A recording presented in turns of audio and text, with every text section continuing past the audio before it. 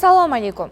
Surxondaryo telekanal dasturlaridan o'rin olgan jonli efirda So'z sizga tok-shousi yana xonadoningiz mehmoni. Bugun ham sizlar bilan eng dolzarb va muhim mavzular yuzasidan bahs-munozaralar olib borishga shaymiz. Assalomu alaykum aziz teletomoshabinlar. So'z sizga tok-shousining navbatdagi mavzusi yurtimizda bolalarga nisbatan har qanday zo'ravonlikning oldini olish borasida bo'lib o'tadi. Va aynan bu bo'yicha prezidentimizning 2026-2030 yillarga mo'ljallangan bolalarni zo'ravonlikning har qanday barcha shakllaridan himoya qilish bo'yicha ishlab chiqilgan strategiyasi mazmun-mohiyati va shu bilan birgalikda bu bo'yicha viloyatimizda qanday ishlar amalga oshirilyapti. Mana shu mavzularda suhbatlarimizni, muzokaralarimizni, mulohazalarimizni bugun o'rtaga tashlaymiz. Mavzu yuzasidan suhbatlash uchun esa ko'rib turganingizdek mutaxassislarni taklif etganmiz. Demak, mutaxassislarimiz orasida psixiatr shifokorlar, Ijtimoiy himoya milliy agentligining aynan mana shu yo'nalishda faoliyat olib boradigan xodimlari, ustozlar, pedagoglar, o'quvchilar, ota-onalar va ichki ishlar organlari xodimlari, psixologlar ko'rsatuvimiz mehmoni. Marhamat, mavzu yuzasidan dastlabki so'z Azizbek aka sizga. O'zi bolalarga nisbatan zo'ravonlikni qanday shakllari bor? Assalomu alaykum, hurmatli kuzatuvchilar. Men Azizbek Erkinovich, Respublika ixtisoslashtirilgan ruhiy salomatlik ilmiy-amaliy tibbiyot markazining psixiatriya xizmati bo'yicha psixiatr vrachiman.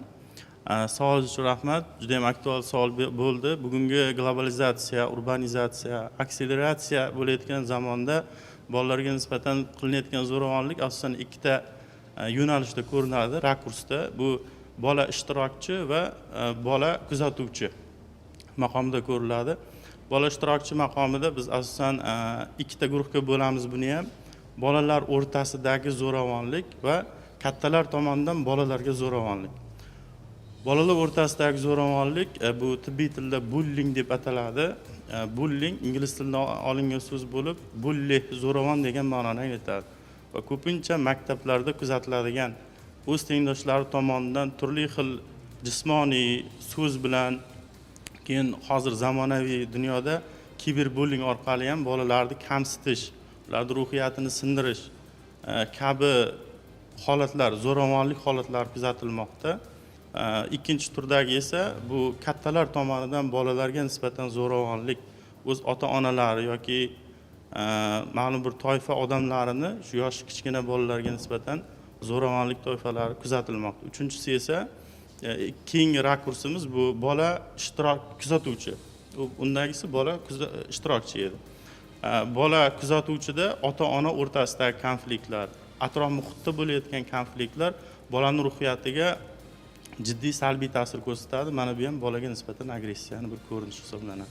Bu holatlar ko'pincha ta'lim muassasalarida uchraydi.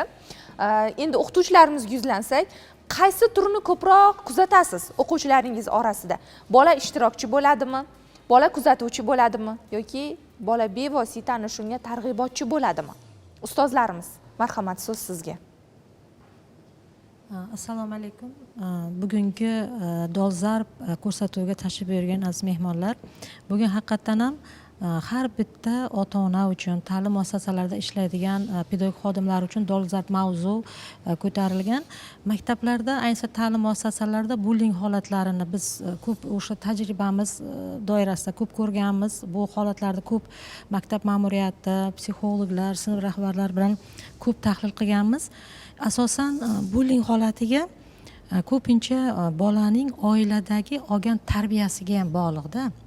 O'sha bullyingda o'sha tazyiq o'tkazish, tahdid o'tkazish, bosim qilish, masxara qilish, tahqirlash kabi ko'plab o'sha mezonlariga tayanadigan bo'lsak, mana shunday holatlari bo'ladi. Endi asosan ko'pincha biz o'zbek mentalitetida bitta holat bor, o'sha tortinish, o'zini ichki olamini aytolmaslik, uyalish hissi bor. O'sha ko'proq nima deydi, o'rtoqlarim nima deydi yoki ota-onam nima deydi degan maqsadda ko'pincha o'sha bullying holatini bola, maktab yoshidagi bolalar ichida saqlaydi. Bu esa o'z-o'zidan bolani ta'lim olishiga, ta'lim-tarbiya jarayonini sustlashiga olib keladi. Buning oldini olish maqsadida mana shu farmon o'z o'rnida qabul qilingan o'sha prezident farmoyishi bundan keyingi mazmundagi bizni oldimizga qo'yilgan ishlardan bittasi birinchidan ota-onalar o'rtasida targ'ibot olib borish, o'quvchilar o'rtasida targ'ibot olib borish, ko'proq bolalarni insonni qadrlash, do'stlik, mehr oqibat kabi o'sha axloq mezonlarini ko'proq targ'ibot qilish oldimizga vazifa qilib qo'yishimiz kerak. Endi bitta narsaga to'xtalib o'tmoqchiman hozir. Ustozlar, mikrofonni menga berasiz. Shunday narsa borda insonni hayotida, men qiynaldimmi, demak u ham qiynalishi kerak. Men ustozimdan dakki eshitdimmi, demak unga ham xuddi shu holatni qo'llayman degan jarayon ba'zida kuzatiladi. Yelkamizdagi toshni yelkadan yelkaga oshiramiz gohida. Endi hozir shunday savol bilan murojaat qilmoqchiman. Qisqa javob berishga harakat qilasizlar. Bu blitz savollar. Maktabda dakki eshitganmisiz? Masalan, umuman olganda dakki eshish tabiiy, tayoq yeganmiz. Tayoq yeganmisiz? Har bir insonda o'sha yoshlik davrida maktabda dakki eshitadi. Qanday? Bitta savol mana shu. Maktabda dakki eshitganmisiz, tayoq yeganmisiz va o'zingiz buni takrorlayapsizmi? Yo'q. Endi biz o'qigan paytda hozirgi yoshlar o'rtasida ancha farq bor. Qo'rqasizmi? Yo'q. U qo'rqishda emas, endi bola shaxsini ham hurmat qilish degan joyi bor. Demak, eshitgansiz, lekin hozir qilmaysiz. yo'q. Sizda. Men maktabda a'lo baholarga o'qiganman. Maktabda eng faxrli o'quvchilardan bo'lganman. Shuning uchun vazifalar o'zini o'rnida bajarilganligi uchun Eshitmagansiz. Bu tushuncha menga yot. Hozircha. Hozir ham shu pozitsiyada ketyapti. Aytaylik, mana mikrofonni bir-birimizga uzatamiz. Qisqa javob beraylik, iltimos. Aytaylik, yomon o'quvchi, haqiqatan tarbiyasi yaxshi emas. Qo'llaysizmi jazo? Individual Alohida. suhbat. Ichki birinchi pedagogning vazifasi jazo so'zi o'zi salbiy termin. Jazogacha borish kerak, chunki bola u. Avval uni ichki olamiga kirish kerak. Sizda bo'lganmish holat, hozir qo'llaysizmi? Dakki har bir odam eshitib katta bo'lgan, lekin hozirgi kunda dakkini ham turlari ko'p. Biz misol uchun bolani ko'p sinf jamoasining ichida uyaltirib yoki shaxsiyatiga tegib dakki bermaymiz. Uni alohida olib, alohida xonada suhbatlashib, uni emotsional holatlarini kuzatgan holatda Tezroq javob beraylik. Suhbat demak, siz Qisqa. suhbat o'tkazasiz. Qisqa. Bu tomonga yuzlanamiz. Marhamat. Dakki eshitganmisiz va hozir jazo qo'llaysizmi yo'qmi? Albatta, bu sinfdoshlar tomonidan bo'lgan, lekin ustozlar tomonidan unaqa dakki eshitadigan vaziyatga tushmaganman. Lekin hozirgi kunda faoliyatim doirasida va farzandlarim tarbiyasiga imkon boricha dakkidan ko'ra suhbat, muloqot, ochiqlik va tenglik tamoyilini ustun qo'yaman. Dakki eshitganman. Qanday ma'noda? O'qish yoki bir izlanishlar mobaynida bunaqa muammo bo'lmagan, lekin aslan o'sha xarakter jihatdan quvnoq bo'lganligim sababli u borada dakki eshitganman. Lekin hozirgi kunda farzandlarimga albatta ularni ko'proq eshitish, ko'proq ularni qiziqishlari bilan shug'ullanish, kerakli joyda qattiqqo'llik, lekin qanaqa o'zini o'sha shug'ullanayotgan vazifasiga qarab, lekin qolgan joyda esa albatta bola tilida suhbatlashishni xohlardim. Bo'pti. Sizda shunaqa holat bo'lgan ekan, lekin men bitta holatni eslayman. Ustozimiz qizlarni emas, o'g'il bolalarga nisbatan juda qattiq jazo qo'llardi, ularni ayamasdan urardi. Ularni ko'rgan biz ham psixologiyamizga juda chegara qo'yib olganmizda. Ustoz bolalarni shuncha jazolayapti, demak, biz mana shu holatga tushmaslik uchun nimadir qilishimiz kerak. Bilasizmi, aslida Bu ham bir zo'ravonlikni yoki psixologik qanaydir bosim turiga kiradimi? Azizbek aka, siz psixiatr sifatida nima deysiz? Masalan, biz kuzatganmiz, ustozimiz bizni emas, masalan, o'g'il bolani jazolayotganini. Lekin bitta narsaga ahamiyat qaratishimiz kerak. Hozir gapingizni bo'laman. Mana yaqindagina ijtimoiy tarmoqlarda tarqaldi. Bola, ya'ni o'quvchi 11-sinf o'quvchisiga ustozi, o'zini kelajak soatini o'tadigan ustozi bir necha marotaba uni sochini olish haqida ogohlantirish bergan. Va oradan 3 hafta o'tgandan keyin ham bola shu holatga kelganda ustoz o'zi qaychi bilan bolani sochini olib tashlaganini ijtimoiy tarmoqlarga olib chiqdi. Bunda butun jamiyat ustozni yonini olgan, to'g'ri qilgan, bolani tarbiyasi bo'yicha to'g'ri yondashuv qilgan. Chunki unga uyda ota-onasi tarbiya bermayapti, maktabda ustoz majbur bu narsaga, buni zo'ravonlik sifatida qabul qilmayapti. O'zi qachon biz o'qituvchilar tomonidan bolaga o'sha ishlatiladigan bir salbiyroq munosabatni yoki qattiq munosabatni zo'ravonlik sifatida qabul qilishimiz kerak? Qachon bu noto'g'ri bo'ladi? Biz endi odatda ruhiy buzilishlarda mana xulq-atvor buzilishlarni ham ko'p kuzatamizda bolalarimizda. Bu yerda psixopatologiya, psixopat deb eshitamiz, ko'pincha xulqi qo'pol buzilgan. Lekin shunaqa holatlar bo'ladi, norma va patologiya chegarasidagi holatlar bo'ladi. Juda ham sho'x va gapga kirmaydigan, aytganini qilmaydigan, boshqacha qilib aytganda oilada ham shunaqa tarbiyada o'stirib kelingan bolalar bilan ishlashga pedagoglarimizda to'g'ri kelib qoladi. Agar bir necha marta takroriy ogohlantirishlar, ota-onalarni ogohlantirishlariga ham ogohlantirishlar. Mikrofon balandroq. Ota-onalarni ham ogohlantirishlariga qaramasdan shu holat kuzatilaveradigan bo'lsa, ustoz chorasiz unga jazo tariqasida qandaydir qo'llash kerak. Nima uchun? Chunki agar jazo qo'llanmasa, demak bu o'sha holatni yanada kuchayib ketishiga sababchi bo'ladi. Biz tomonidan esa ruhiyat tomonidan agar bunday holat bolada jiddiy holatgacha qayta kuzatilayotgan bo'lsa, unda tekshirish kerak bo'ladi bu bolani. Qanaqadir ruhiy buzilish bo'lishi mumkin xulq-atvor tomonidan. Marhamat. Bu yerda tarbiyada qadimdan o'sha allomalar ham aytadiki, tarbiyada eti sizniki, suyagi bizniki degan naql borda. Bolani tarbiyalashda ikkita usul bilan tarbiyalash kerak deydi. Birinchisi yumshoq qo'llik bilan. Agar bola yumshoq qo'llik bilan tarbiya ko'rmasa, uni qattiq qo'llik bilan jazolash kerak degan tarbiyaning turlari bor. Shunda bola agar birinchi marotaba xato qildimi, unga ogohlantirish, ikkinchi marotabasiga unga uchinchi marotaba bitta xatoni takrorlaydigan bo'lsa, unga albatta tarbiyada jazo qo'llamasak, u oqibati yomon oqibatlarga olib kelishi mumkin. Bu holat masalan biz hech qachon ota-onani uyida turib unga qarshilik qila olmaymiz. Farzandingga urishma, urma. Chunki biz u bilan birga yashaymiz, ko'rmaymiz qachon farzandingga nima deb urishyapti, qachon uni tayoq bilan o'sha kaltaklayapti yoki o'qituvchilar masalan dars holatida ham deb aytaylik. Ko'p holatlarda ularniki juda ham bir aniq va maqsadli degan fikr bilan qarayapti hozir jamiyat. Tarbiyasiz bolami, demak kaltak bilan tarbiyalash kerak degan dunyo qarash bor. Yana shunday bir naql bor-da. Bu qayerdan shakllandi? Kaltaksiz hal qilib bo'lmaydimi? Tarbiyada bolani urilgan joyida do'zaxga kuymaydi deydi-da. O'qituvchini kaltagini yeganda o'sha do'zaxga kuymaydi degan naql ham bor-da. Shuning uchun tarbiyada bolani to'g'ri yo'lga boshlash uchun baribir jazo qo'llash kerak. Agar jazo qo'llanmasa, u bola o'sha narsa mumkin ekan deb har doim o'sha holatni yana qayta takror qilishi mumkin. Marhamat. Shaxsiy fikrim esa ma'lum bir o'sha tarbiyani qayta o'sha bola tushunmayaptimi, unga psixoterapevt kerak. Demak, uni fikrlash jarayoni to'g'ri yo'nalishda emas. Uni to'g'ri yo'nalishga solishcha esa har doim kaltak bilan bo'lmaydi yoki qandaydir jazo tariqasida bo'lmaydi.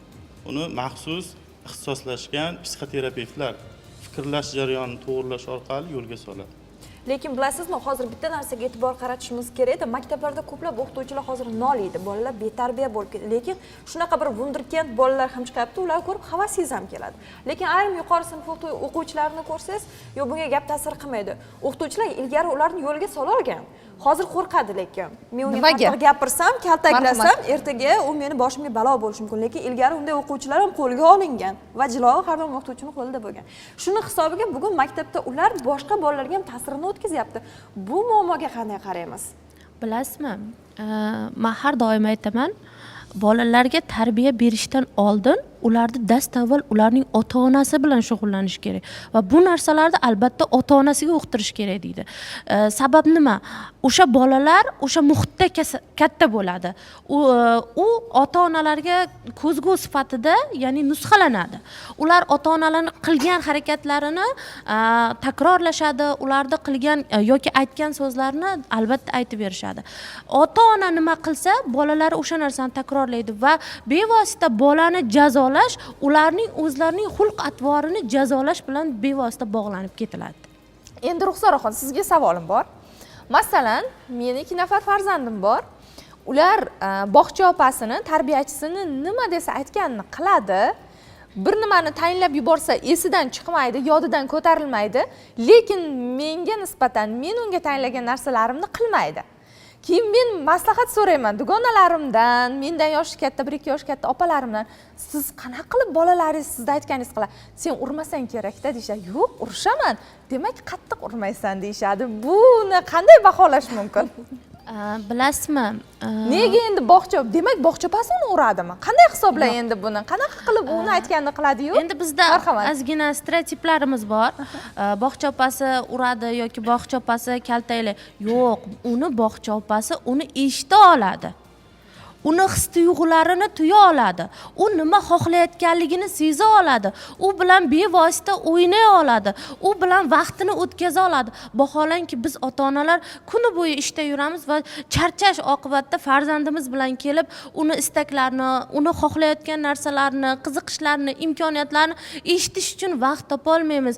Iloji boricha ularni mustaqil shug'ullantirishga yoki mustaqil ish faoliyatini boshlash uchun yo'naltirib qo'yamiz. Va bevosita o'sha ijtimoiy gadjetlar bilan bog'lab qo'yamiz yoki o'zini o'sha televizorlar qo'yib beramiz yoki koptoylar o'ynadimiz va shu tariqasida ularning qiziqishlarini benihoyat chetda surib qo'yamiz. Birinchi navbatda o'zimiz va farzandlarimizni eshitish, uning qiziqishlari esa ikkinchi darajaga tushib qolish sabab bo'lib qoladi. Marhamat, so'z sizga.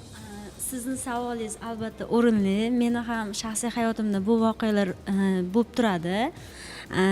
Maktabgacha yoshdagi farzandim bor.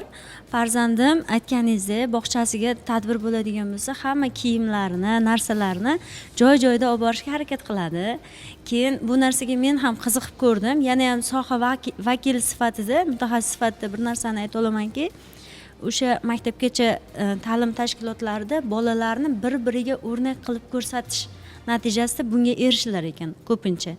Chunki men olib bormasam bu o'rtog'imdan kam bo'lib qolaman. Bu o'rtog'im olib boradi, men doim bu narsani olib bormasam o'rtog'im oldida nima bo'laman degan maqsadda ijtimoiy muhitga moslashtirib olgan. Ya'ni o'rnak qilib ko'rsatish natijasida bolalarni aktiv faollashtirgan.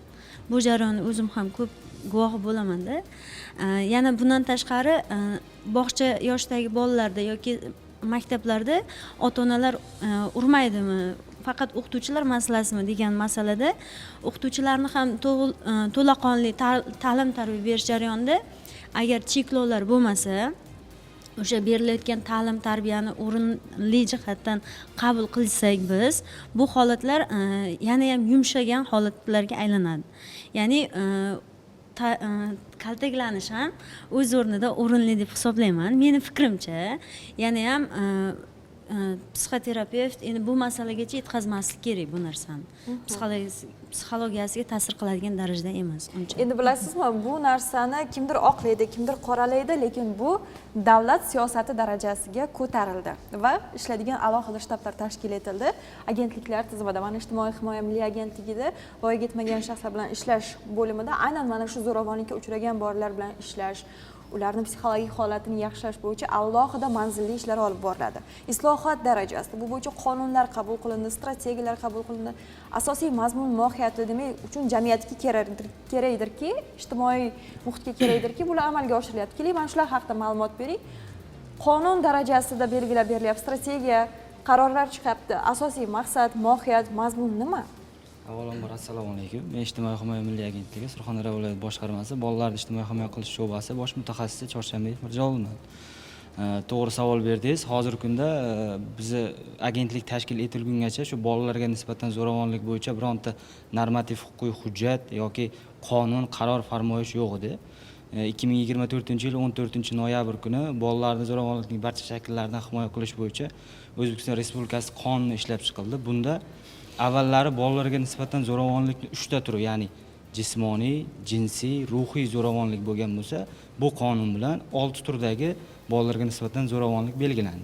Ya'ni jismoniy, jinsiy, ruhiy, g'amxo'rlik ko'rsatmaslik yangi qo'shildi bu zo'ravonlik, majburiy mehnat, ekspluatatsiya, keyin keng tarqalgan hozirgi kunda ta'lim tashkilotlarida bullying, ya'ni ta'qib etish bolani, laqab qo'yish, ta'qib etish zo'ravonlik turlari kiritildi. hozirgi kunda 2025-yil 24-dekabr kuni prezidentimizni 2026-2030 yillarga mo'ljallangan bolalarni zo'ravonlikning barcha shakllaridan himoya qilish bo'yicha strategiyasi ishlab chiqildi. Bu strategiya bilan 8 ta asosiy ustuvor vazifalar belgilandi. Buning natijasida 2026 yilda zo'ravonlik natijasida oilasidan olingan bolalarga professional tutingan oila xizmati tashkil etilmoqda. Demak, Ya'ni- o'sha bola olib qo'yilish darajasigacha ham boradi. Albatta, bolaga nisbatan hozir har xil qarash bor, yuqorida ham eshitdim. Bolani bizda shunday strategik shakllangan, ya'ni bolani urib tarbiyalash bu tarbiya usuli deydi. Bolani ursa, qachonki uni tahqirlasa, u yaxshi bo'ladi, to'g'ri yo'lga kiradi, shunday qarash shakllangan bizda. Bizda shu bolalarni himoya qilish sho'basida shunaqa vakolatlar bor. Mana oilasida zo'ravonlik sodir etgan, asosiy holda o'zi oilada, katta zo'ravonlik oilada bo'ladi. Oilasida zo'ravonlik natijasida olingan bolalarni muqobil joylashtirish shakllariga oilaviy bolalar uylarimiz bor. Kichik hajmli krizis markazi tashkil etilmoqda shu farmon bilan. Bundan tashqari professional tutingan oilalarga beriladi.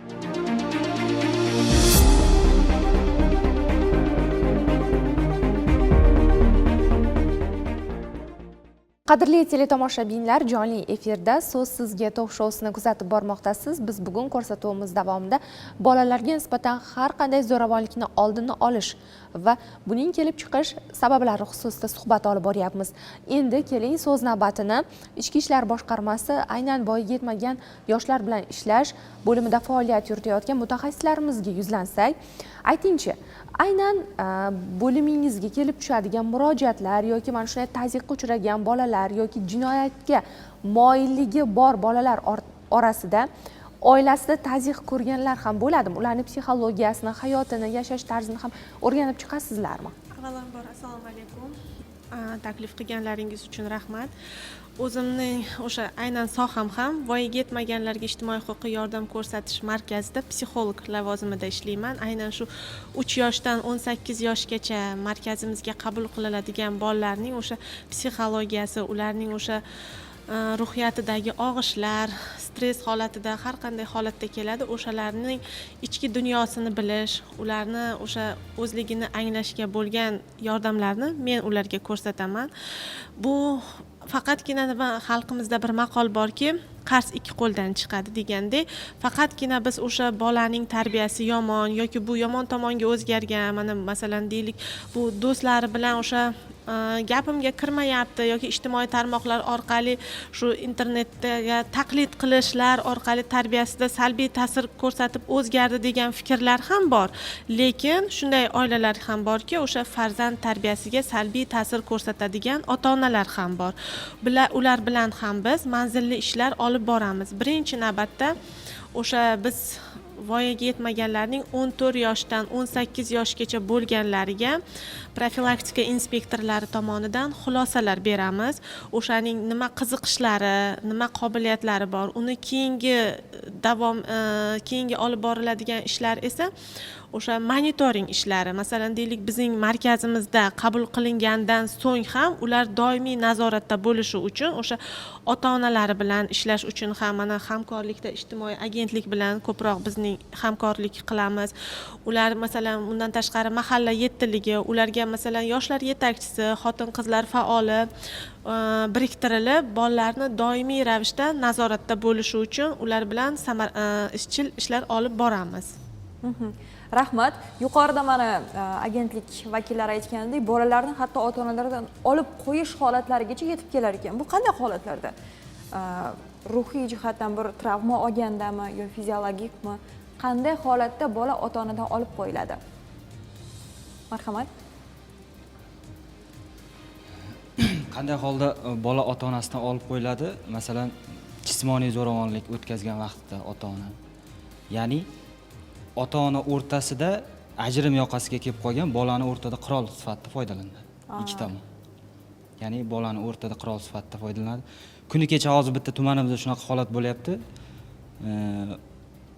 9-sinf qiz bolamiz jinsiy zo'ravonlikka uchragan. Jinsiy zo'ravonlikka uchragan. Oilasi bilan doimiy ishlayapmiz, lekin ota-onasi u qizni doimiy tahqirlab, uyiga kiritmasdan qo'shimcha yana bolaga nisbatan zo'ravonlik o'tkazib kelyapti. Ota-onasi ajrim yo'q aslida. Yo'q, ota-ona yaxshi, faqat qizni shu holga tushib qolganligidan seni deb mahallada bosh ko'tara olmay yuramiz. Sen shu bizni shunday qilding. Shunday holat, jinsiy zo'ravonlikka uchragan qizimiz. Ham ruhiy, ham ruhiy, ham endi jinsiy zo'ravonlikka uchragan, bosim ostida qolgan qizimiz. O'shanday holatda hozir u qizimizni oldik, mahalla 7lik hamkorlikda dalolatnoma qilib, oilaviy bolalar uyiga joylashtirdik. O'shanday holatlar bo'ladi. Mana hozir shtab tashkil qilingan inson markazlarida qanday tartibda ishlaydi bular? Masalan, kim aytadi, bolamni urdim, bolamga psixologik yordam ko'rsating deb olib keladi. Masalan, Nazikaga uzataylik mikrofonni. Qanday tartibda ishlanadi zo'ravonlikka uchragan bolalar? Sizlar ularni qanday aniqlaysizlar? Qanday yordam ko'rsatasizlar? Ma'lumotlar sir saqlanadimi yo ochiqcha ko'rsatiladimi? Assalomu alaykum. Men Termiz shahar inson ijtimoiy xizmatlar markazida bolalarni himoya qilish sho'basida ishlayman. Daminov Lazijon ism-sharifim. Bolalarga nisbatan zo'ravonlikni aniqlash tartibi qanday bo'ladi? Avvalambor hamkor tashkilotlar orqali aniqlanadi. Bunda SMS xabar keladimi, yo qo'ng'iroq qilishadimi yoki ijtimoiy xodimlar aytadimi?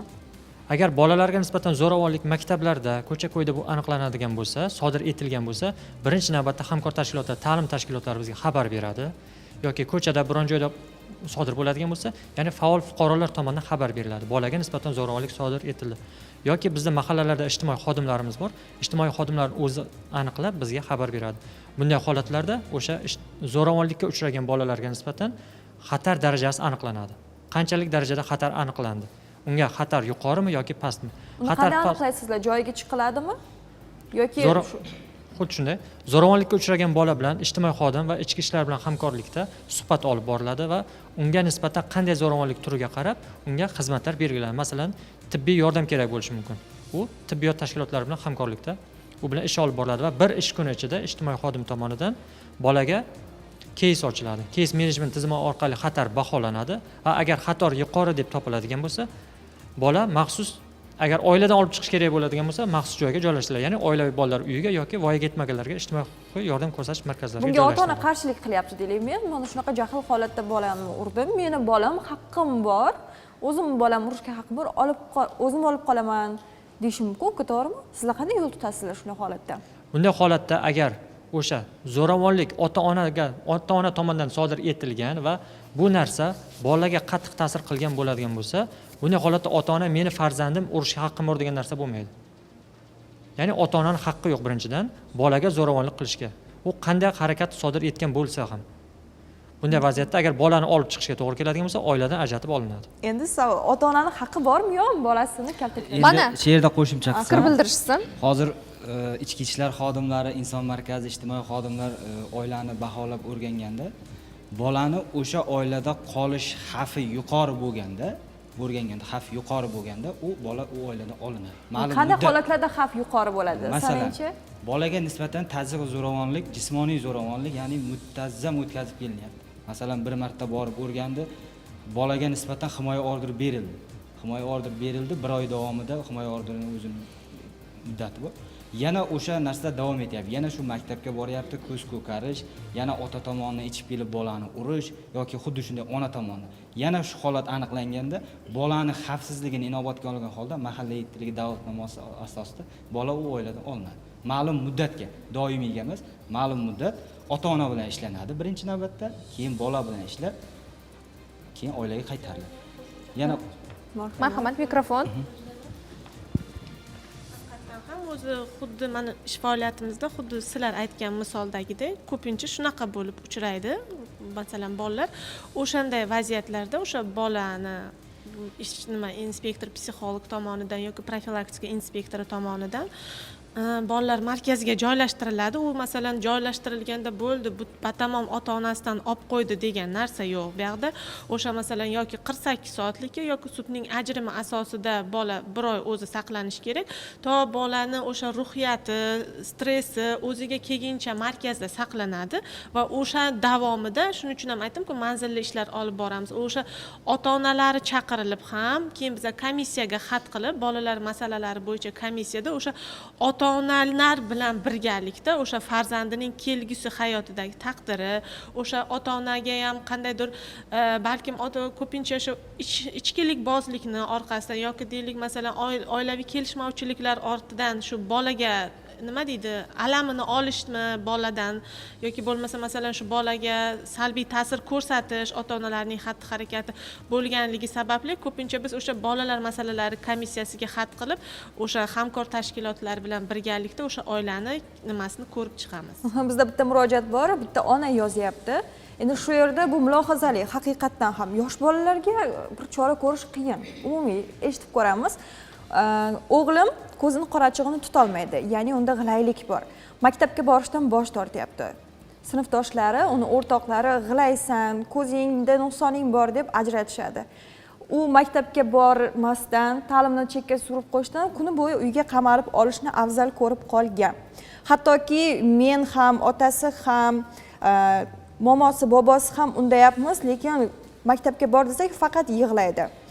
Nafaqat sinfdoshlardan, balki umuman ko'chaga chiqishdan ham uyalib qolgan. Mana shunday holatlarda bolamni ta'limini davom ettirish yoki bu holatga nuqta qo'yish uchun nima qilsam bo'ladi? Ularni hamma sinfdoshlariga chora ko'rish mumkinmi yoki qanday tartibda ishlanadi? Qanday qilib o'g'limni yana qayta jamiyatga ijtimoiylashtirishim mumkin deya savol Marhamat Azizbek aka. Birinchi o'rinda boladagi g'ilaylikni tibbiy yo'l bilan hal qilish kerak. G'ilaylik bormi? Hozirgi kunda bitta ko'zida ekan, ko'zini ko'rishi yaxshi. Zamonaviy tibbiyot juda ham rivojlangan. G'ilaylikni turli usullarda, turli xil yo'nalishlarda operatsiyalar qilishadi. Lekin kam ta'minlangan oila ham bo'lishi mumkin-da. Hozir oilaviy ahvolini yozmagan-u, lekin muammo shundaligini, shuni o'ylab qilayotganini yozgan ona. Agar bunaqa bo'ladigan bo'lsa, mana ijtimoiy himoya agentliklariga ma'lum bir moddiy yordam oladigan tashkilotlarga murojaat qilib chiqsa, tibbiy tomonlama mana shu nuqta konflikt nuqtasi degan joy borda, bu yerda nuqtasi bor. Konflikt nimadan kelib chiqyapti? G'ilaylikni tibbiy yo'l bilan hal qilsa bo'ladimi, bo'lmaydimi? Agar bo'ladigan bo'lsa, uni tezda hal qilish kerak. Surunkali holatga cho'zish kerak emas. Marhamat. Yana bu borada ta'lim muassasasida hozirgi kunda barcha ta'lim muassasalarida inklyuziv ta'lim joriy etilmoqda. Bu bolani psixologik, tibbiy, pedagogik komissiya xulosasiga ko'ra bolani inklyuziv ta'limda o'qitish mumkin. Sog'lom bolalar ota-onasi ham ko'ndirish olmayapti ekan, o'qituvchisi u yoqda tursin, o'qituvchilari ham kelishyapti, yur, mayli, senga hech narsa demaysan doshlar deydi. Lekin baribir ular tanaffusga chiqqanda himoya qila olmaydi-da, ularni g'ilay degan laqabidan. Yo'q, qarang, agar o'sha bola inklyuziv ta'limga yo'naltirilgan bo'lsa va qo'lida o'sha pedagogik, psixologik, tibbiy komissiyaning xulosasiga binoan inklyuziv ta'limda o'qishi kerak bo'lsa, bu hech qanday cheklov yuzaga keltirmaydi. Hozirgi kunda barcha ta'lim muassasalarida mana shu inklyuziv ta'lim joriy qilinyapti va bolalarni to'siqsiz moslashtirilgan maktab muhitini yaratish. Maktab bu shunchaki uni chegaralash muhiti emas. Maktab bu himoya. O'qituvchiga psixolog ishlaydi, maxsus mutaxassis bor, logoped, defektolog birga ishlashadi. Maktab himoya qila olmayapti, bola psixologik. Nimaga qila olmaydi? Maktab nega himoya qila olmaydi? Marhamat. Men mana Termiz shahar 22-maktabda psixolog bo'lib ishlayman. Aynan men ish faoliyatimda ham xuddi shunday holatlar uchragan, lekin bu holatdan ijobiy hal qilib vaziyatdan chiqib ketganman. Aynan bitta qizimizda shunday holat bo'lgan, nuqsoni bo'lgan, o'quvchilar uni qabul qilmagan jamoada, hattoki partada ham birga o'tirmagan, oxirida hamma narsadan uni cheklab chekkaga surib qo'ygan. O'quvchida xuddi shunday holat bo'lgan. Ana shunday holat bo'lganda o'quvchini ishtirokisiz men o'quvchilar bilan, qizlar bilan alohida, o'g'il bolalar bilan alohida yoki sinf bilan gruppaviy ishlab ular bilan masalan har bitta odamda ham kamchilik bo'ladi, nuqson bo'ladi. Kimdadir masalan siz aytganda inklyuziv ta'limga olish mumkin, lekin hammani ham olib bo'lmaydi. Uni kasallik nimalari bor-da, nima deydi? Darajalari bor. Ha, hamma ham to'g'ri kelmaydi u holatga. Lekin o'sha men aytayotgan qiz inklyuziv ta'limga ham olib bo'lmaydi, ta'limdan chiqqan yakka tartib ham qilib bo'lmaydi, u majburiy ta'limda o'qishga. Uni holatlarini tushuntirib, bolalarga yetarli tushunchalarni yetkazib bera olganimdan keyin shundaga masalan bolalarda shunday fikrlar bo'lgan, yo'q, men u qiz bilan o'tirmayman. Kelinglar, navbat qilamiz har kuni. Bugun mana bu qiz o'tiradi, ertaga bu qiz o'tiradi deb shunday narsani men tajribamda ko'rdim. Navbat bilan o'tirib chiqib, o'sha qizni sinfga bemalol qo'shib oldi. Hozir jamoa bilan birgalikda o'qiyapti. hozir juda zo'r savol bo'libdi. Ana hozir keng tarqalgan turi maktablarda, ham ta'lim muassasalarida bu bullying deb ataladi. Bolalarga nisbatan sinfdoshlari o'rtasida yoki o'qituvchilar boshqalar o'rtasida laqab qo'yish, ta'qib qilish zo'ravonlikning bir turi. Bunday holatda hozir ishtirokchilar aytishdi, mana inklyuziv ta'lim. Inklyuziv ta'limga qo'ygan u ham yaxshi, masalan qo'yganimizda ham bari o'sha maktabga boradi inklyuziv. Hamma bilan teng imkoniyatda o'qiydi, lekin u yechim emas. Baribir o'sha sinfdoshiga boradi, o'sha sinfdoshi bilan ko'rishadi, o'sha gapni eshitadi. Meni fikrim endi bu qaror bilan ham belgilangan. Ta'lim muassasalarida o'shanaqa bullying holatlari bo'lgan taqdirda bunday holat bilan, ya'ni faqat maktabda uchraydi bunday holat. Maktabda shu sinfdoshlar o'rtasida maktab psixologi, maktab faollari ishlash kerak ko'proq. Ya'ni uchragan bola bilan emasdagin, o'sha kim tomonidan uchrayotgan bolalar bilan ko'proq ishlash kerak. Marhamat, sizni fikringizni eshitamiz. Avvalambor assalomu alaykum. Ismim Xurshid Badalov. Bolalar sho'basi mudiri sifatida faoliyat olib boraman. Bunday holatlarda bevosita mahallalarda ijtimoiy xodimlar bor. Ya'ni inson markazi xodimlari. Bularga bevosita murojaat qilish ham mumkin yoki inson markazlarining o'zlariga ham murojaat qilishlari mumkin. Bu yerda psixologlar, yuristlar faoliyat olib boradi. Bevosita bolalarning psixologiyasini o'rganishadi. Huquqiy tomonlama yordam kerak bo'lsa, huquqiy tomondan, psixologik tomondan bo'lsa ham farqi yo'q, bepul xizmatlar olib boriladi. Bu bolalarga bevosita o'sha yana qo'shilib ketish, bolalarni jamiyatga qo'shish nimalari o'rganiladi. Agar shunday zo'ravonliklar holatlari, jiddiy holatlar bo'ladigan bo'lsa, masalan, zo'ravonlikning boshqa turlari ham bor-ku, jismoniy yoki ruhiy holatlar bo'lganda 2026 yil 1-fevraldan tutingan, ya'ni professional tutingan oilalar tashkil etiladi. Agar jiddiy holatlar bo'ladigan bo'lsa, bevosita ularning tarbiyasiga olish ham olib beriladi. Rahmat. Bitta savolim bor sizga. Maktabda sizga laqab qo'yishganmi? Yo'q. Laqabingiz bo'lmagan. Kimni maktabda laqabi bo'lgan? Kim eslaydi? Kim eslaydi? Uyalmasdan aytamiz hozir mana shu narsani. Kimni maktabda laqab qo'yishgan, laqabingiz nima bo'lgan? Maktabda laqabim bo'lgan. Bo'yim kichkinaligi uchun ismimga cha qo'shimchasini qo'shib aytishardi va hozirgi kunda o'sha hamma chalar mendan kichkina turibdi. Lekin bu o'sha kelib onamga yig'lab aytardim har doim. Nimaga men bo'yim qachon o'sadi, nima uchun meni cha deb aytadi, deyishardi. Onam har doim shunaqa ishonch berardi-da, hozir shunday bo'lishing mumkin, lekin kelajakda sen eng zo'ri, eng muvaffaqiyatlisi bo'lasan. Sen hali hayoting oldinda, hali bu sen uchun muammo bo'lmaydi deb. Siz kelib aytgan ekansiz, lekin shunaqa vaziyatlar bo'ladi. Mana masalan, men 14 yoshdaman va meni ijtimoiy kelib chiqishim, moddiy meni rag'batlantirish oilamda yaxshi. Va aksincha, masalan, meni tengdoshim, sinfdoshim bo'lsa, Marjonaxon unda aksincha. Men har doim eng yaxshi qalamdon, eng yaxshi sumka, eng yaxshi liboslarni kiyib kelaman-u, Marjonani doim kamsitaman. Marjona buni uydagilarga ham ayta olmaydi, lekin ruhan eziladi. Buni qanday baholash mumkin? Uni boshqa oilaga ko'chirib, boshqa sinfga ko'chirib o'tkazish kerakmi? Nima qilish kerak mana shunday vaziyatda? Maktab, masalan, shu joyda men bitta narsani to'g'ri tushunaman. Maktab formasi, bitta standartdagi o'quv qurollari, to'g'rimi?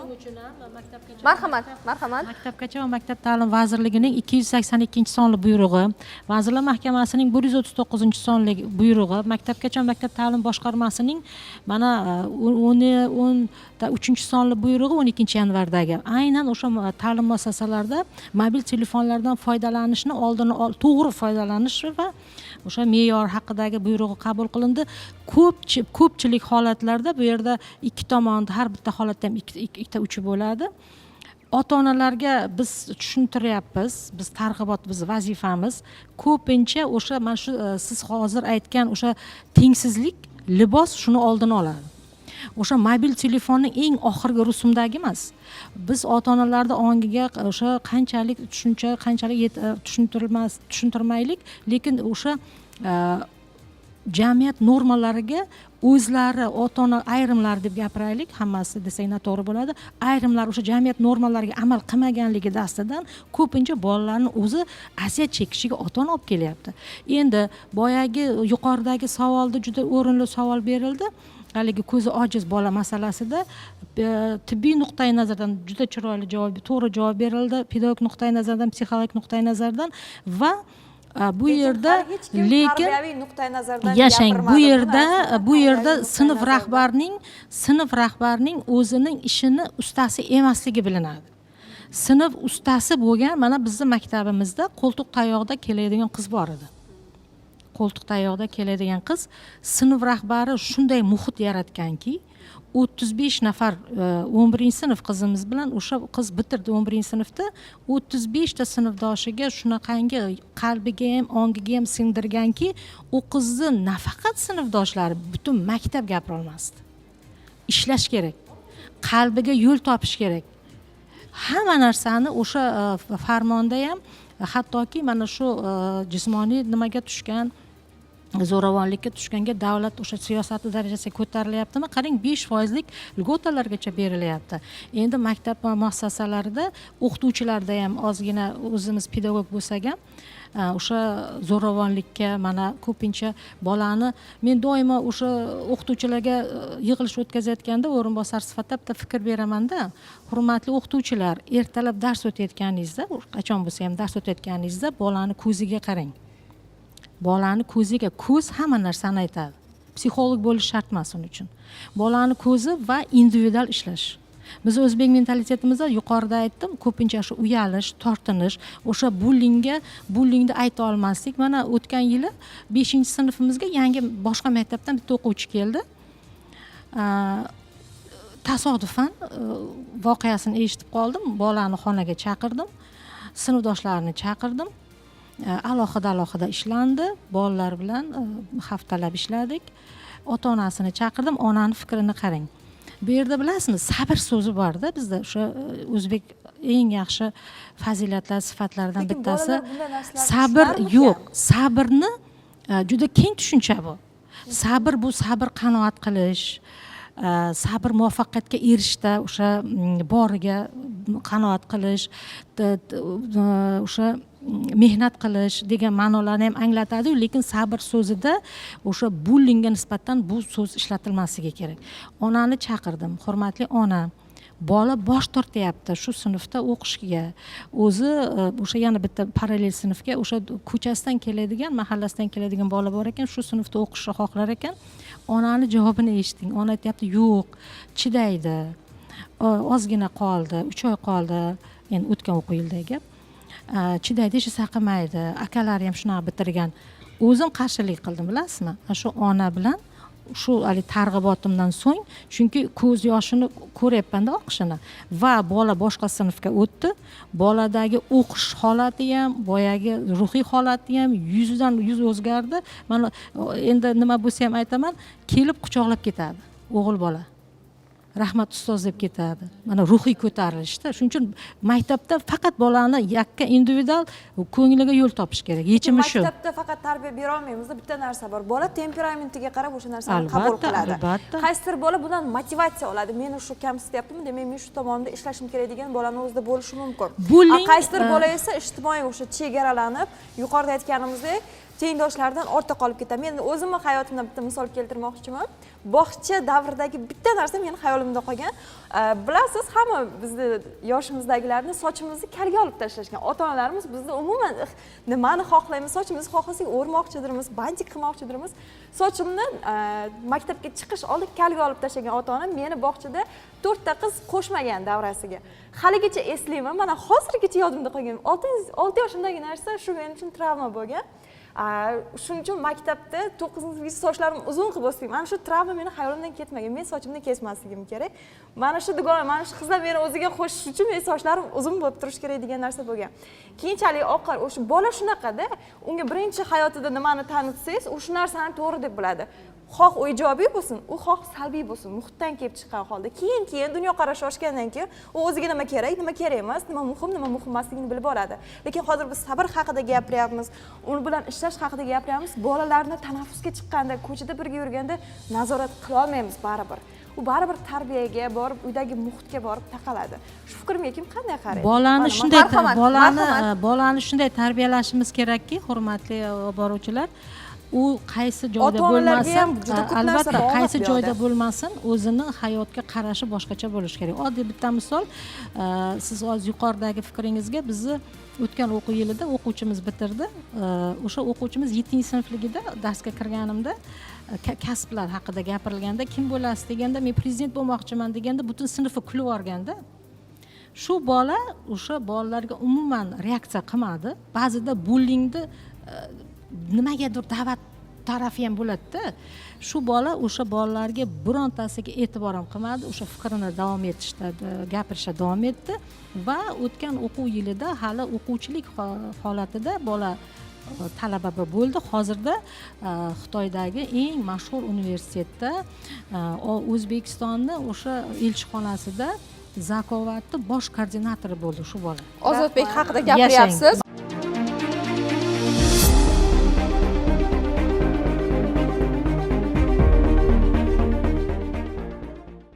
Qadrli teletomoshabinlar, so'z sizga tok shousi jonli efirda davom etadi. Marhamat, mavzu yuzasidan fikrlaringizni bildirishda davom eting. Kuzatuvchilar, yuqorida ustozimiz yaxshi fikr bildirdilar. Ya'ni laqab qo'yish deydigan. O'sha laqab qo'yishda buni oldini olish eng asosiy masala bo'lyapti-da hozir. Endi bu jarayonda faqatgina o'qituvchi emas, ya'ni maktab rahbariyati emas, balki ota-onalarning ham o'rni beqiyos. Ya'ni katta. buning uchun biz nima qilishimiz kerak ota-onalar? Ya'ni ota-onalarga murojaatim bo'ladi. Biz farzandlarimizni maktabga jo'natishda deylik yoki bog'chaga jo'natishda yoki kelgandan keyin seni kimdir xafa qildi emas, balki sen kimnidir xafa qilib qo'ydingmi? Kimnidir ko'nglini ozor berdingmi ko'ngliga? Degan fikrlarni ham biz e'tirof etishimiz joiz. Ana o'shandagina yuqoridagi aytayotganday, bolalarning yoki sinfdoshlarining bo'ladimi, ko'nglini ortmaslik holatlari biz oldini olishimiz mumkin deb o'ylayman. Mana yuqorida hamkasbim ham zo'ravonlikni bir turiga juda Albatta, meni hayotdagi eng katta kamchiligim va har doim har qanday muvaffaqiyatga erishishimga qadam qo'yishda to'siq bo'ladigan bir narsa bor. U ham bo'lsa, men chet tilini o'rganmaganim. Lekin buning asosiy sababi bor. 5-sinfligimda aynan ingliz tilida sanani noto'g'ri talaffuz qilganligim uchun barcha sinfdoshlarim ustimdan kulgan va men o'shandan keyin hech qachon ingliz tilini o'rganmayman degan tushunchani miyamga singdirganman. Shuncha kitob o'qiyman. Xotiram yaxshi, lekin negadir ingliz tilini o'rgana olmayman. Arzimaganday ko'rinadi, lekin qarang buni bu yillar davomida mening yelkamda qolib kelayotgan og'ir yuk. Hozir davramizda ana shunday yoshlar ham bor. Muammolarni yildan yilga yelkasiga tashib kelayotgan, balkim ayta olmagan hech kimga. Keling, hozir mana bizda psixolog mutaxassislarimiz bor, psixiatr shifokorlarimiz bor, maxsus soha vakillari bor, pedagoglar bor. Ayting, o'sha muammoingizga hozir birgalikda yechim topaylik yoki shu yerni o'zida bartaraf etaylik. Marhamat, yoshlar, so'z sizga. Marhamat. Meni o'zim savolim bor. Siz aytyapsiz, ko'p kishi o'rganaman deydi, lekin o'rgana olmaydi. Men o'ylashimcha, bu ko'pincha qizlarga nisbatan bo'ladi. Ko'p yoshdagi 10-11 sinf o'quvchilariga ota-onasi agar o'qishga kira olmasang, men seni turmushga berib yuboraman. Shunga o'xshash zo'ravonlarni tavsiya qiladi. Keyin u qiz travma oladi, o'qishga kira olmay, shunaqa bo'lib qolishi mumkin-da.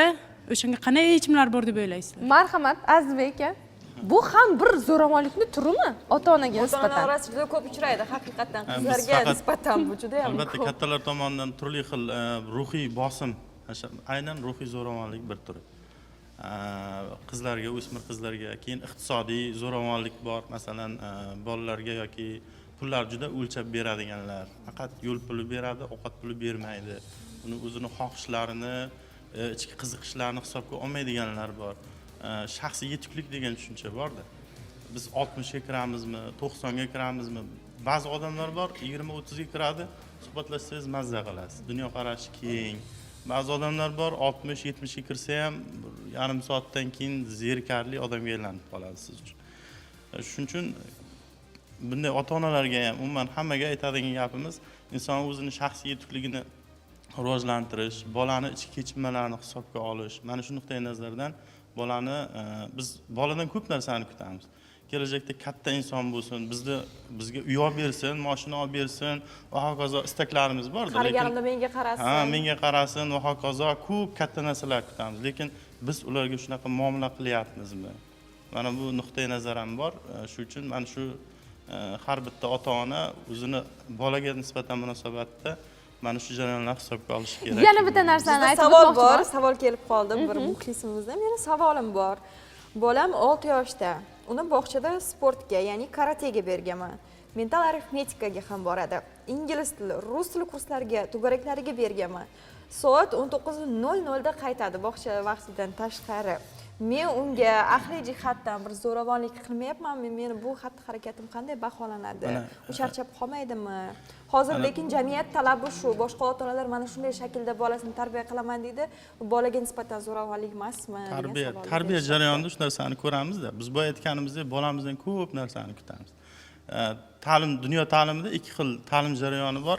Fin ta'limi bor, Finlandiya ta'lim tizimi va Koreya ta'lim tizimi. Eng yuqori, baland ta'lim tizimlari hisoblanadi. Ularda ta'lim tizimidan chiqayotgan bolalarda ham reytingi baland bo'ladi. Lekin yo'nalishi ikki xil. Yo'nalishi ikki xil. Bittasi fin ta'lim tizimida ko'proq o'ynatish, bolani kechikmalari bilan qiziqsa, ikkinchisi intellektual rivojlanish, balandlikni hisobga oladi. Va qat'iy tartib qoidalar. Xuddi shunday, lekin mana bu yerda psixologik himoya faktorini unutmasligimiz kerak. Biz Markaziy Osiyo, umuman Sharq madaniyatini odamlarimiz mana psixologiyada shunaqa tushuncha borda. Ruhiy zarbalarga nisbatan tayanch. Kim bo'ladi tayanch? Eng katta tayanch bu ota-ona, oilaviy muhit bo'ladi. Kechki dasturxonda o'tirib ana bola muammosini aytsa yoki aytmasa-da, bolam nima muammoing bor? Puling yetyaptimi? Bobosini yo momasini yo otasini shunaqa so'zi eng katta tayanch hisoblanadi, psixologik himoya hisoblanar ekanda. Bu vaqt bilan mana bolaga katta ko'p nagruzkalar qo'yib, o'sha narsaga vaqt yetmay qolishi keyinchalik kelajakda mana Koreya hozir aytamiz,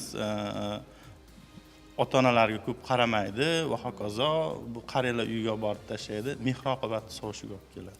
Bezdiradi ham. Rahmat. Mana Bobur aka, siz psixologsiz, mana shunday bolalar bilan ko'p ishlaysiz. Ya'ni zo'ravonlikdan psixologik travma olgan bolalar bilan. Birinchi navbatda ular bilan suhbatlashganda qanaqa savollar berasiz, nimalarni his qilasiz ularda? Avvalambor assalomu alaykum, hurmatli tomoshabinlar, hurmatli kuzatuvchilar. Men Termiz shahar inson ijtimoiy xizmatlar markazi psixolog Abdullayev Bobur bo'laman. Bunday holatlar bizda ko'proq uchrab turadi. Eng avvalo biz farzandlarimizni solishtirmasligimiz kerak. Ya'ni uni o'g'lim bunday bo'lyapti yoki bunday natijaga erishyapti, sen nimaga bunday natijaga erishmaysan yoki bunday ishni nimaga qilmaysan? U bolaga nisbatan o'zidagi hissiy emotsional holatida past baho berish, ya'ni o'ziga nisbatan noodatiy past baho berish darajasiga olib kelishi mumkin. Birinchi navbatda o'shanda bolalarimizni solishtirmaslik. Bu aynan ota-onalarimizdagi ota-ona dasturi bo'lib qolmoqda. Chunki o'tgan avlod vakillarida shunday travma bilan kelingan jazo yoki solishtirish orqali shularni taqqoslash yo'q. Hozirgi avlodimiz texnik asrda yashayapmiz. Z avlod hisoblanadi. Bu o'sha texnika yoki mobil aloqa yoki internet tarmog'idan faol holatda foydalangan holatda o'sha narsani bilib oladi. Lekin biz unga ma'lum bir cheklovlarni qo'yib qo'yishimiz mumkin. Rahmat. Marhamat. Bilasizmi, avvalambor o'sha maktabgacha yoshidagi bolalarga ilm bilan shug'ullanish, unga sport bilan shug'ullanish yoki qo'shimcha tillarni o'rgatish albatta yaxshi, lekin psixologik jihatdan oladigan bo'lsak, hurmatli ota-onalarga murojaat qilardimki, bolani bolaligini o'g'irlab qo'ymang.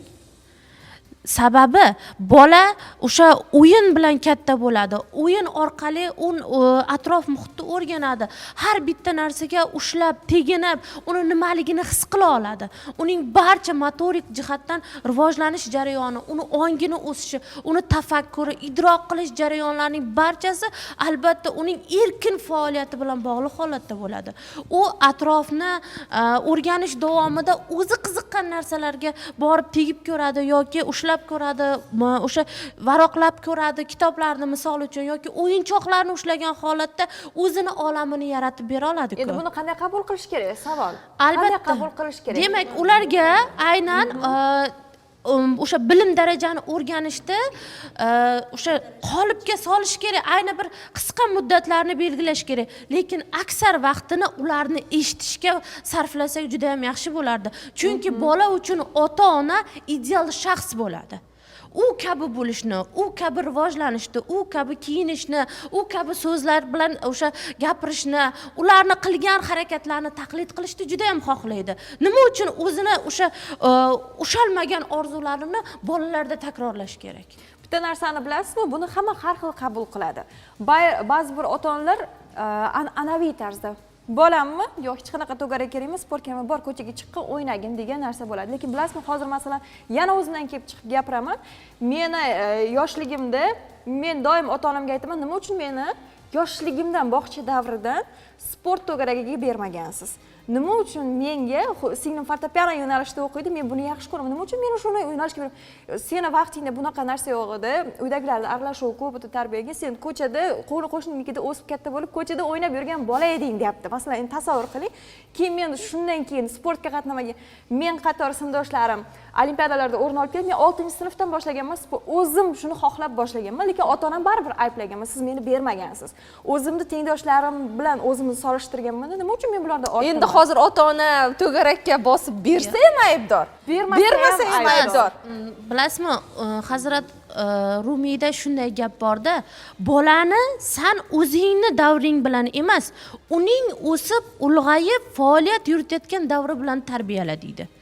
Va o'sha zamonga mos bo'lgan jarayonlarda, demak, bosqichma-bosqich ularda tatbiq etish imkoniyatiga ega bo'lamiz. Demak, ota-onalarimiz o'sha jarayonda sizni bermaganmi? O'shanga balkim sharoit bo'lmagandir yoki sizda qiziqish yoki qobiliyat bo'lmagan jarayonlar kuzatish mumkin bo'ladi. Bolani oilaviy murojaat. Birinchi navbatda ularda albatta moliyaviy jihatda bolalar birmuncha tushunmaydi. Va bu narsa haqida ular o'ylashi biroz noqulayroq bo'ladi. Va shu jarayonda birinchi navbatda ota-onalar farzandlarning qobiliyatlarini aniqlab olsin, qiziqishlari nimadaligini aniqlab olish kerak va o'shanga yo'naltirsa juda ham yaxshi bo'lardi. Bola bolaligini qilsin, o'ynasin degan gapni hamma ota-ona har xil qabul qiladi. Qarang, Marjonaxon, siz oilada birinchi farzandmisiz?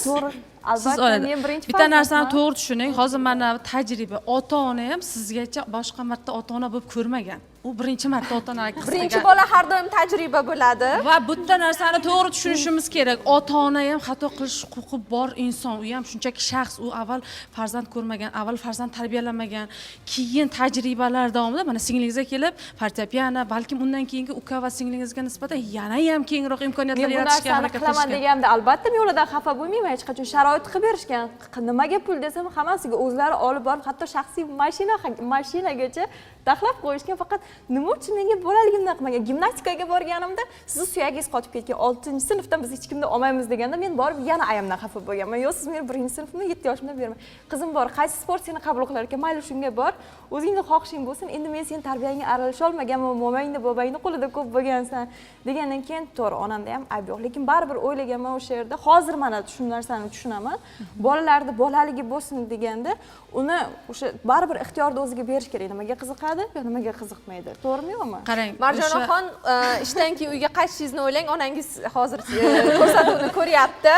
Shuning uchun endi ham onani ko'p ayblamaymiz. Mavzuni esa xulosalash pallamiz ham yaqinlashib qolyapti. Marhamat, fikr va mulohazalar. Fikr bildirsam, assalomu alaykum. Hozir mana sizlarga savol qilib berishdi, u savolning javobi qolib ketdi. Maktabgacha ta'lim tashkilotlarida 6 yoshli yoki 5 yoshli bolalar uchun to'garaklar ularning yoshiga mos holatda tashkil qilinadi. Mutaxassis sifatida shuni ayta olamanki, bolalarni 6 yoshda hozir o'yin tariqasi o'tkazish kerak deyapti. Albatta, maktabgacha ta'lim tashkilotlarida hamma narsa o'yin tariqasida tashkil qilinadi. Hozirgi kunda to'liq ravishda o'sha faoliyat markazlari yordamida o'tiladigan mashg'ulotlarning barchasi o'yin tariqasida didaktik o'yinlardan foydalangan holatda o'tkaziladi. Ana endi to'garaklarga keladigan bo'lsak, to'garaklar bolalarning yosh xususiyatidan kelib chiqib o'tkaziladi.